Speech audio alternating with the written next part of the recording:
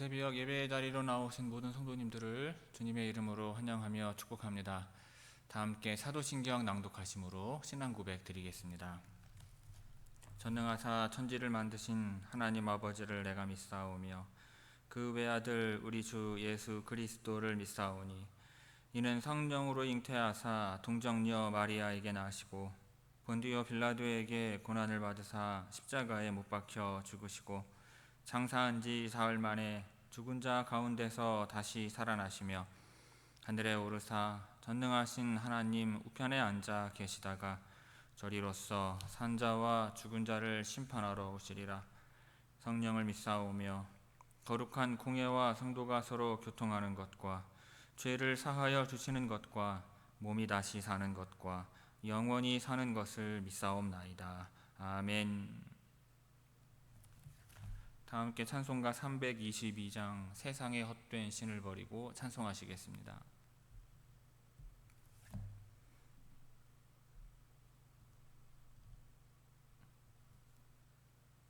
찬송가 322장입니다.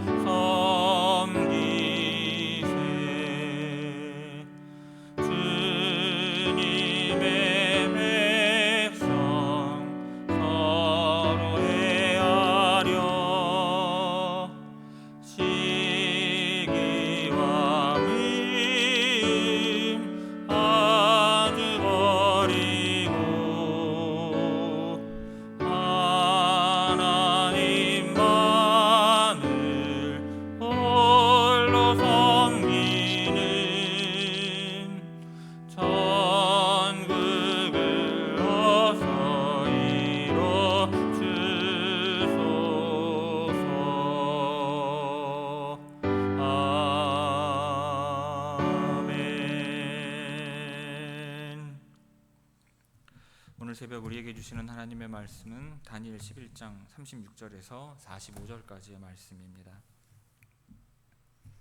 구약성경 다니엘 11장 36절에서 45절의 말씀입니다. 제가 봉독하겠습니다.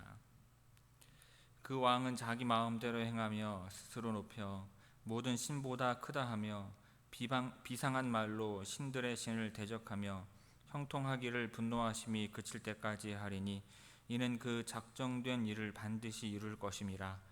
그가 모든 것보다 스스로 크다 하고 그의 조상들의 신들과 여자들이 흠모하는 것을 돌아보지 아니하며 어떤 신도 돌아보지 아니하고 그 대신에 강한 신을 공경할 것이요 또 그의 조상들이 알지 못하던 신에게 금은 보석과 보물을 들여 공경할 것이며 그는 이방 신을 힘입어 크게 견고한 산성들을 점령할 것이요 무릇 그를 안다 하는 자에게는 영광을 더하여 여러 백성을 다스리게도 하며 그에게서 뇌물을 받고 땅을 나누어 주기도 하리라.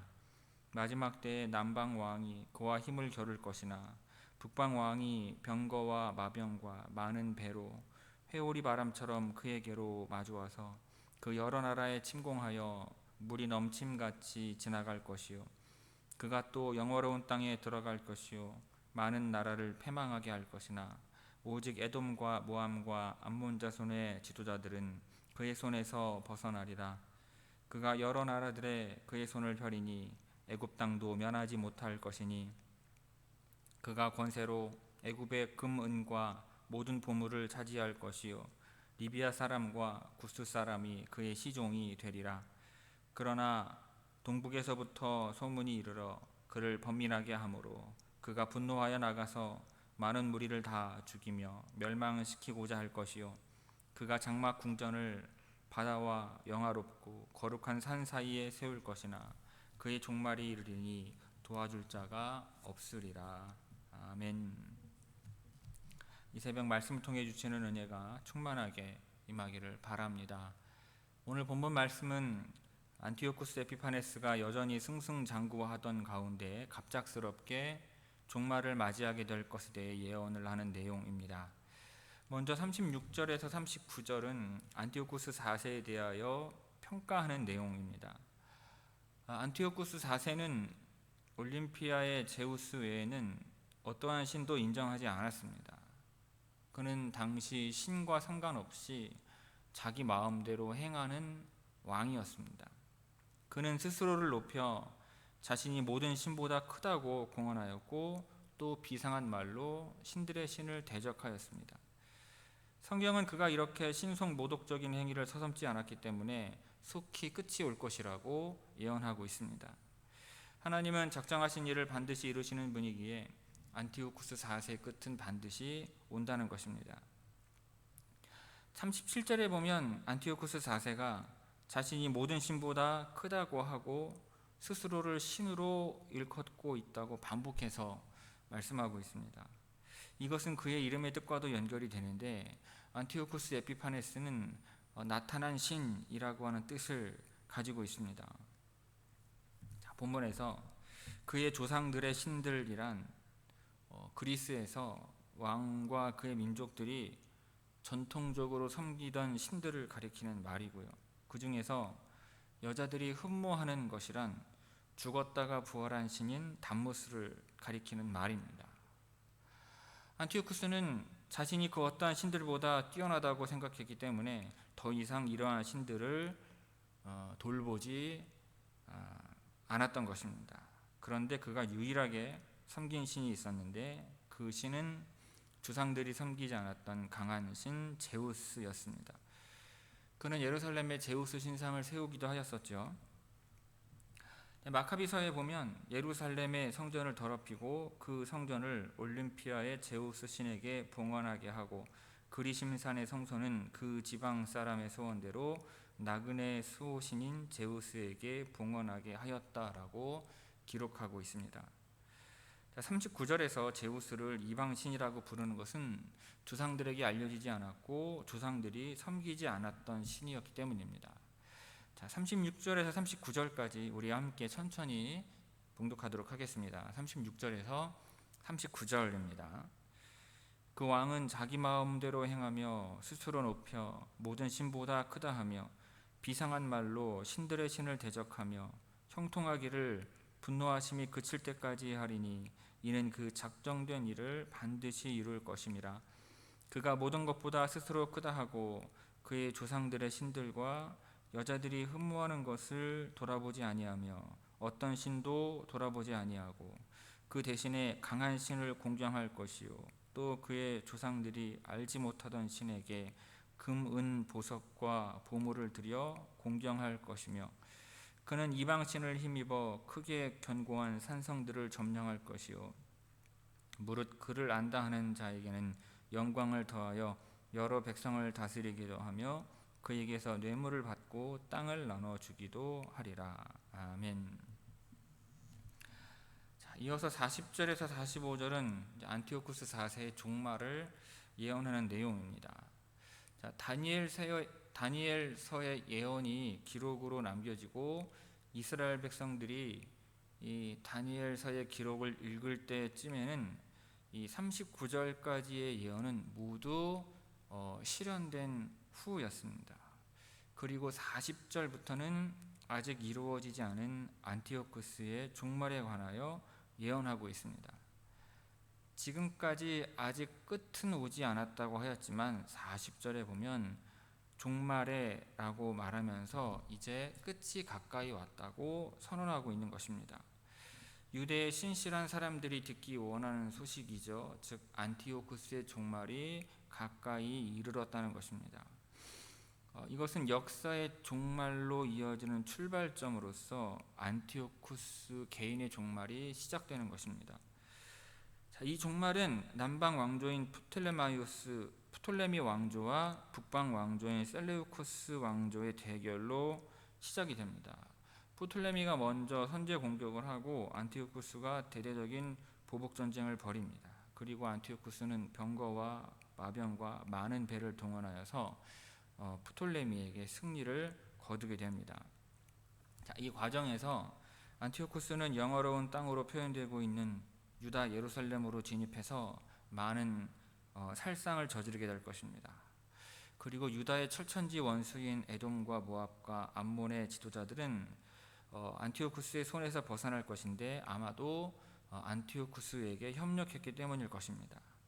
그렇게 애굽은 정복이 되고 애굽의 금과 은과 모든 보물이 안티오쿠스의 차지가 될 것이며 애굽 주변의 여러 나라죠. 리비아와 구스 즉 에티오피아도 그의 손에 들어갈 것을 예언하고 있습니다. 그리고 그렇게 영토 확장과 권세가 절정에 이르렀을 때 안티오쿠스의 종말이 예언되고 있고 선포되고 있는 것입니다. 안티오쿠스의 종말은요 아수르 제국의 사네립의 종말과 닮아 있습니다. 자, 안티오쿠스는 전쟁 중에 본국에서 반란이 일어났다는 소식을 듣게 되는데 이에 분노한 안티오쿠스가 돌아가서 많은 무리들을 멸망시켜 그 반란을 진압하고자 할 것입니다. 하지만 그 반란을 진압하지 못하고 지중해와 예루살렘 사이 어디에서도 도와줄 사람 하나 없이 하나님의 간섭으로 종말을 맞이하게 될 것이라는 말씀입니다. 실제로 안티오쿠스 4세의 죽음에 관해서는 다양한 견해들이 있습니다. 마카비서에 보면 안티오쿠스가 자금을 마련하기 위해 페르시아 엘리마이스에 있는 성전을 약탈하다가 저지를 당했는데 이 실패로 우울증에 걸렸고 죽는 순간에 자신의 불행과 죽음이 예루살렘 성전 약탈 때문임을 깨달았다고 기록하고 있습니다. 역사가인 폴리비우스에 따르면 역시로 자금이 필요해서 엘리마이스의 성전을 약탈하려고 시도하다가 실패하고 페르시아의 타베에서 정신이 나간 채로 죽었다고 기록을 하고 있습니다. 안티오쿠스 4세가 페르시아로 원정을 떠나 성전 약탈을 시도하다가 실패한 것은 대부분의 역사 자료에서 동의를 합니다. 하지만 병을 얻어서 죽기까지의 과정과 그리고 죽은 장소 그리고 죽을 때의 말과 행동에 대해서는 자료마다 조금씩 차이가 있기는 합니다. 그리고 다니엘서에서는 안티오쿠스 4세가 하나님이 부여하신 권세를 남용하고 신성모독을 일삼다가 이전 왕들처럼 권세의 절정에서 죽으리라고 예언을 하고 있는데 이 예언처럼 그는 그렇게 죽음을 맞이하게 되는 것입니다. 자, 40절에서 45절까지 우리 천천히 함께 읽도록 하겠습니다. 40절에서 45절입니다. 마지막 때에 남방 왕이 그와 힘을 겨룰 것이나 북방 왕이 병거와 마병과 많은 배로 회오리 바람처럼 그에게로 마주와서 그 여러 나라에 침공하여 물이 넘침같이 지나갈 것이요 그가 또 영어로운 땅에 들어갈 것이요 많은 나라를 패망하게 할 것이나 오직 에돔과 모압과 암몬 자손의 지도자들은 그의 손에서 벗어나리라. 그가 여러 나라들에 그의 손을 펴리니 애굽 땅도 면하지 못할 것이니 그가 권세로 애굽의 금 은과 모든 보물을 차지할 것이요 리비아 사람과 구스 사람이 그의 시종이 되리라. 그러나 동북에서부터 소문이 이르러 그를 번민하게 하므로 그가 분노하여 나가서 많은 무리를 다 죽이며 멸망시키고자 할 것이요 그가 장막 궁전을 바다와 영화롭고 거룩한 산 사이에 세울 것이나 그의 종말이 이르리니 도와줄 자가 없으리라. 아멘. 성도 여러분, 다니엘서를 생각할 때 우리는 다니엘과 그 세 친구를 많이 떠올립니다. 하지만 다니엘서를 뒤로 읽어갈수록 변해가는 역사의 흐름 속에서 때로 극심한 박해와 시련을 당함에도 불구하고 하늘의 별처럼 하나님에 대한 믿음을 지키고 또 믿음의 사람들을 구해낸 또 다른 사람들이 있음을 우리는 알게 됩니다. 이러한 다니엘서를 읽으면서 우리가 알아야 할 세 가지가 있습니다. 첫째는 오만에는 끝이 있다는 것입니다. 비천한 자가 성전을 짓밟더니 마침내 자신을 신의 반열에 올려놓았습니다. 여러 땅을 정복하더니 이제 하늘의 자리까지 침범하여 오르고자 하는 것입니다. 안티오쿠스 역시 역사적인 모든 폭군들이 가는 길을 동일하게 걸어갔습니다. 하지만 하나님 무서운 줄 모르는 오만의 끝은 파멸임을 알아야 하는 것입니다. 여러분, 높은 곳이 안전하다는 말에 속지 마시길 바랍니다. 하나님과 나를 보지 못하면, 하나님과 나를 보고 있지 못하다면 나의 눈을 어둡게 하고 있는 것이 무엇인지를 곰곰이 생각해 보시기를 바랍니다. 그것은 아마도 오만일 것입니다. 둘째로, 악인은 끝이 있다는 것입니다. 안티오쿠스의 진격을 막을 자가 없었습니다. 하지만 적수가 없었던 그가 더 강한 적수 앞에서 힘을 자랑하던 그가 더 큰 힘에 무너지는 것입니다. 재물을 가지고 세력을 규합하였지만 마지막 날에는 그를 돕는 자가 하나도 없었습니다. 기세등등하던 악인의 초라하고 비극적인 말로를 우리는 볼 수 있는 것입니다. 여러분, 하나님을 대적하는 악인에게 번영은 축복이 아님을 알아야 합니다. 이처럼 악인은 끝이 있으며 그 끝은 초라할 것임을 우리는 알아야 하는 것입니다. 셋째로, 우리의 인생에도 끝이 있다는 것입니다. 여러분, 인생도 끝이 있고 세상도 끝이 있습니다. 근데 그 끝이 행복한 순간이 되는 이가 있고 가혹한 고통의 순간이 되는 이가 있는 것입니다. 그런데 여러분, 그 미래를 가르는 기준은 바로 지혜입니다. 하나님을 아는 지혜이며 세상에 다시 없을 환난 날에 세상에 다시 없는 믿음으로 살아낼 지혜인 것입니다. 그 지혜는 미래 세대를 지키는 지혜입니다. 여러분, 지혜는 끝을 알고 끝을 준비하는 것입니다. 기고만장하고 기세등등해도 악인은 한순간에 사라질 것입니다. 하지만 환난 중에도 옳은 길을 가고 사람들을 옳은 대로 인도하는 지혜 있는 자는 별처럼 영원히 빛나게 되는 것입니다. 그러므로 이 세상 가운데에 수치를 남기는 인생이 아니라 하나님께 기억되는 영원한 인생을 사는 여러분들 다 되시기를 주님의 이름으로 축원합니다. 기도하겠습니다. 아버지 하나님, 변해가는 급변하는 역사의 정세 속에서 환난과 시련 가운데 믿음을 지키며 살아갔던 수많은 사람들이 남아있음을 보게 됩니다. 하나님, 오늘도 이 땅을 살아가면서 이 세상은 때로는 사자요, 때로는 곰이요, 때로는 독수요, 때로는 무서운 짐승처럼 우리를 위협하나 또한 그것이 반복되나 하나님,